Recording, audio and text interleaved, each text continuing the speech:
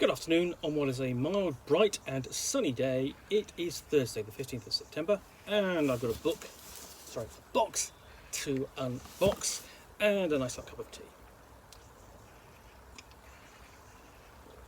Now I've been into this box a number of times and what I've pulled out is this. The classic Pocket Games bundle from Steve Jackson Games. Now, back in the late 70s and early 80s, you had a number of manufacturers producing mini games that really sort of like fitted in sort of like Ziploc bags, small boxes, and they would primarily be war games, and meta games did a whole load like Rivets and the Black Hole and so on, and Task Force games sort of like did Starfire and Falkenberg Castle, and then TSR had its own with Saga and others, but Steve Jackson Games had its own as well. Steve Jackson himself actually working for metagaming games sort of like prior to his starting up his own company, and these games, things like Ogre originally, and One Page Bulge, Kung Fu 2100, Raid on Iran would appear in little Ziploc bags, and you get everything you need to play in them, and you play for the last, give you about half an hour to an hour's worth of play. And then they would appear in the sort of like clamshell boxes, and they're things like for Illuminati and Car Wars and all of those. But Steve Jackson Games has brought these out part Kickstarter as in a new set of boxes. So where have I got to with this so far? So far I have looked at Raid on Iran and Kung Fu 2100. Then I looked at One Page Bulge. And the next one I'm going to pull out is one that is actually unfamiliar to me, and that's Undead. Now all of these have this on the back which says this reproduction, a classic returns. This reproduction was created from the best copy of the original that we could find. Every component was painstakingly scanned, touched up and reproduced to form a near identical to the original game as we could manage. Includes retro style rules, map and counter sheets, as well as a second set of die cut counters. So let's find out what's inside. And the thing is, it comes in a very nice little sturdy box. So get a knife under the plastic.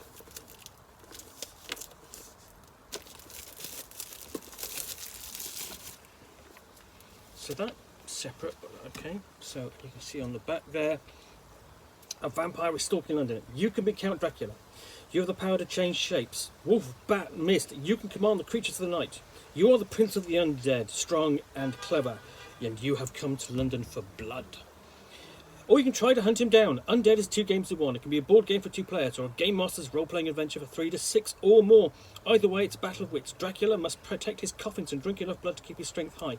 The vampire hunters must find and smash his coffins, locate his victims and try to drive them away. Recruit more help and try to alert London to the terrible menace of the undead. Look at these game components. 112 full-colour counters painted by Dennis Loubert. Plastic Ziploc bag for your counter storage, 24-page rule booklet, full colour antique map of London, 2 combat maps with CRTs, and separate rules sheet of charts and tables for easy reference. Plastic box to hold your whole game. Game designed by Steve Jackson, based on the novel Dracula by Bram Stoker, 2019 reproduction. Promises quite a lot. So let's see if I can get this open, because these are they're quite stiff. Oh, this one is. Ow. Yeah. There we go. Ow. Just caught myself on the edge there. So open up what we've got inside with that. So starting off with so how appropriate. Just going to show you, I've actually scratched myself. There's blood in a game about blood. So you've got the dice there with the Eye in the Pyramid symbol you'll know from Steve Jackson Games. Ziploc bag for your counters. I was going to say, I'm glad it's midday because there's no vampires abroad at the moment. But I have to be careful not to get blood on my game. So inside we have the rulebook. And this feels much more like a classic Steve Jackson Games rulebook. You know, fairly simple, straightforward, a little bit dense on text, you know, as you would expect, but covering all the details, you know, set up and play, using the game counters, playing the game.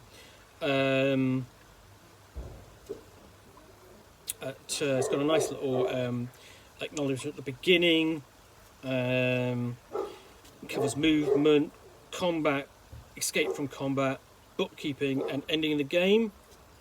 So all there in a few pages. Before we get a bit more development, we're basically expanding upon that. So how to play Dracula,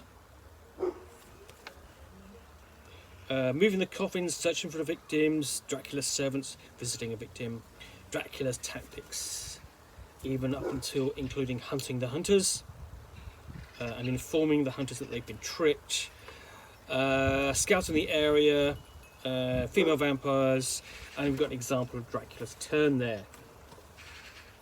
And then his Dracula's day move, covering that, and then we go on to playing the vampire hunters and their actions, and having multiple hunter groups, recruiting new groups, and then the vampire hunters describing them, giving them a bit of background, so a bit of flavour and detail in there as well. And then we've got extraordinary characters not drawn from the novel as well, so you've got extras. Searching for coffins, investigating victim, destroying female vampires, vigils and death watches, vampires, night moves, and so on. And then it's got notes on the back there for elaborations and role playing.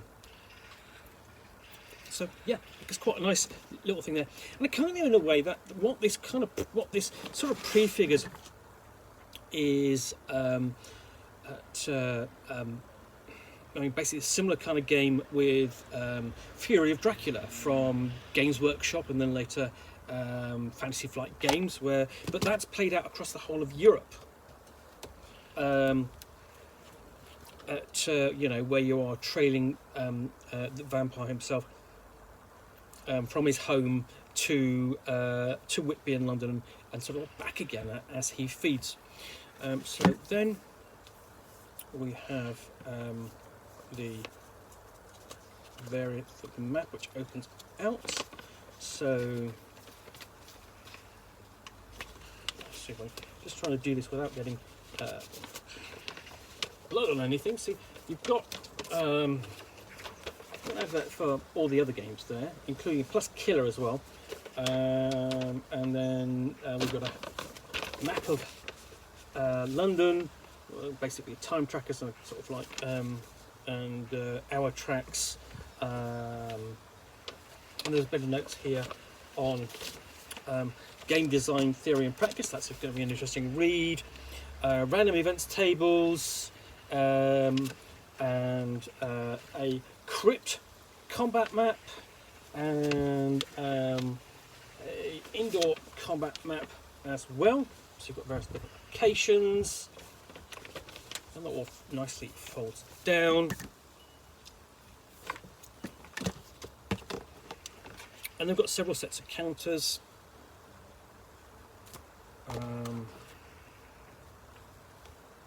So two sets of those, and then besides that we have the standard set of counters you would have got in 1980 or so, or 1981 when this came out, and you would have essentially cut those out and used those. Now we've got those nice die cut ones, and then curiously we have a Steve Jackson, new from Steve Jackson Games catalogue from 1988, which is like a snapshot of what it was doing, and this is sort of like, you know, I can remember all this stuff coming out going, ooh, new stuff, all looking a bit dated now, of course, but then, you know, that's a nice track shot of the past. A little note about the plastic box itself, which is very sturdy. So I'm going to slip that back in the bottom of the box, and I'll put everything back. So yeah, nice little well-appointed little game. You know, that you can sort of expand up a bit, so it becomes less of a board game, more of a sort of like a role-playing board game hybrid, or even, you know, if you wanted to, what you could take this as use as the means for as a means of a campaign of hunting Dracula across it, but sort of like adding more role-playing elements, more role-playing rules, adding the complexity that if that's what you want to do. So you've got the option there. But yeah, this is a nice welcome return for you know, fans of the original, people interested in sort of like the board gaming history, and the history of a company as well. So yeah, that's Undead, published by Steve Jackson Games, in this new edition. Well, thank you very much for watching another unboxing in the Nook. I hope you've enjoyed it. If you have, please do click on the like button down below. And of course, if you've got any comments or feedback, I do appreciate you taking the time to post those. And lastly, if you want to be alerted to yet more unboxings in the Nook, where you'll see me out here with a box from which I will extract, well, actually turns out to be another box, followed by another box, which I will actually unbox and then chat about to the best extent of my knowledge for roughly 10 minutes or so, all of course accompanied by a nice hot cup of tea. Then please do hit that subscribe button down below. In the meantime, thanks again for watching another unboxing in the Nook. I'll be back again soon with another one. Bye for now.